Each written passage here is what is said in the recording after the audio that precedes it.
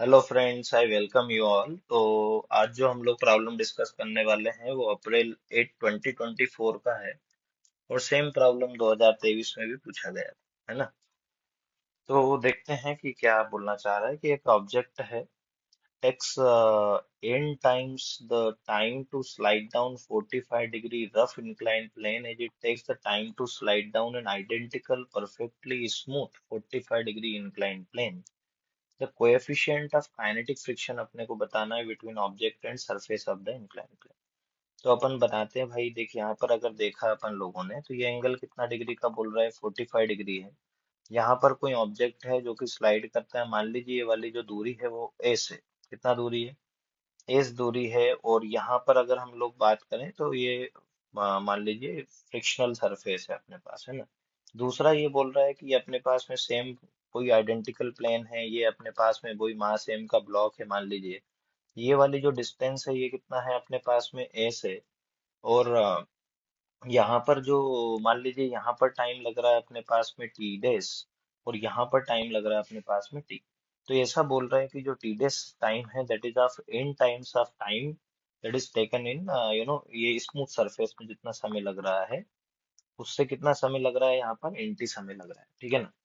तो सबसे पहले इस क्वेश्चन को देखिए, सॉल्व करना है अपने को, तो इसमें दोनों चीजें अपने को थोड़ा थोड़ा आइडिया होना चाहिए।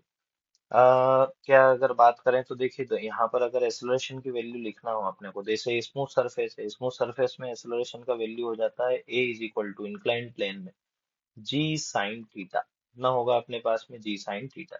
यहाँ पर साइन थीटा का वैल्यू कितना है, 45। तो बेसिकली कितना हो जाएगा, जी साइन 45। साइन 45 का वैल्यू कितना होता है, 1/√2। तो ये हो जाएगा अपने पास में 10/√2। और यहाँ से अगर देखे जाए तो उसको ऊपर में क्या लिख सकता हूँ, 5 × 2 अपॉन में √2, फिर 2 को √2 × √2 लिख सकते हैं। तो ये आ जाएगा अपने पास में 5√2। कितना आ जाएगा, 5√2। अगर दूसरी बात करें यहाँ पर, अगर ये फ्रिक्शनल सरफेस है तो जो एक्सेलरेशन का जो वैल्यू होता है वो होता है अपने पास में g sine theta minus of कितना हो जाता है आपके पास में म्यू जी कोस थीटा। यहाँ पर वैल्यू रखेंगे आप, तो वैल्यू रखेंगे तो बोले थीटा तो वही है 45 डिग्री, अगेन कितना होगा अपने पास में 10 साइन 45, मतलब ये क्या आ जाएगा 5√2 माइनस ऑफ कितना होगा म्यू, फिर क्या जी कोस 45। कोस 45 का वैल्यू भी कितना होगा 1/√2। तो वापस वही 10/√2 होगा, तो इसको भी हम लोग क्या लिख सकते हैं, 5√2। तो यहाँ से देखा जाए तो एक्सेलरेशन जो आएगा फ्रिक्शनल सरफेस में वो कितना आ जाएगा अपने पास में, मैंने 5√2 कॉमन लिया तो यहाँ पर आ गया 1 माइनस कितना हो गया अपने पास में म्यू, ठीक है ना। तो इस तरीके से अपन ने देख लिया दोनों का, भाई एक्सेलरेशन का वैल्यू अपने को पता चल गया। अब अपने को बात क्या करनी है, टाइम की बात करनी है ना। अगर देखा जाए तो भाई टाइम इज इक्वल टू, अगर देखो मैं कौन सी इक्वेशन लगाऊंगा, इनिशियली तो क्या पार्टिकल रेस्ट में ही रहा होगा। अगर ये रेस्ट पे रहा होगा तो हम लोग जो इक्वेशन लगाएंगे वो क्या लगाएंगे, S is equal to U T plus कितना हो जाएगा अपने पास में हाफ ए टी का स्क्वायर। और यहाँ पर देखा जाए तो ये u तो इनिशियल वेलोसिटी कितना हो गया, 0।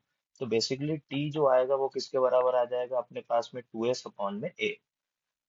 मतलब टी स्क्वायर जो होगा वो कितना हो जाएगा अपने पास में, T square is equal to इतना हो जाएगा अपने पास में, दैट इज 2s/a। इस तरह से अपन लोग कर सकते हैं। नहीं तो देख, स्मूथ वाले पे इसमें टाइम कितना लग रहा है अपने पास में, टी लग रहा है। तो देख यहाँ पर अगर बात करें अपन लोग तो टी स्क्वायर की जो वैल्यू होगी यहाँ पर, टी स्क्वायर का वैल्यू कितना हो जाएगा अपने पास में, एस तो एस ही है ना। एस तो एस ही, और ए का वैल्यू कितना है अपने पास में, क्या 5√2 आ रहा है कि नहीं आ रहा है। अब दूसरी बात करते हैं अपन लोग, जैसे कि बात करें कि यही लगाऊं मैं कौन सा, फ्रिक्शनल्स वाले सरफेस में। कौन सा सरफेस में अपने पास में, फ्रिक्शन सरफेस में। तो फ्रिक्शन सरफेस में टाइम कितना लग रहेगा अपने पास में, क्या टी डेस का स्क्वायर। टी डेस का स्क्वायर इज इक्वल टू वो कितना आ जाएगा, टी 2s अपॉन में कितना, एक्सेलरेशन इन फ्रिक्शन सरफेस। तो एक्सेलरेशन टी डेस की वैल्यू कितनी है अपने पास में, एन टी।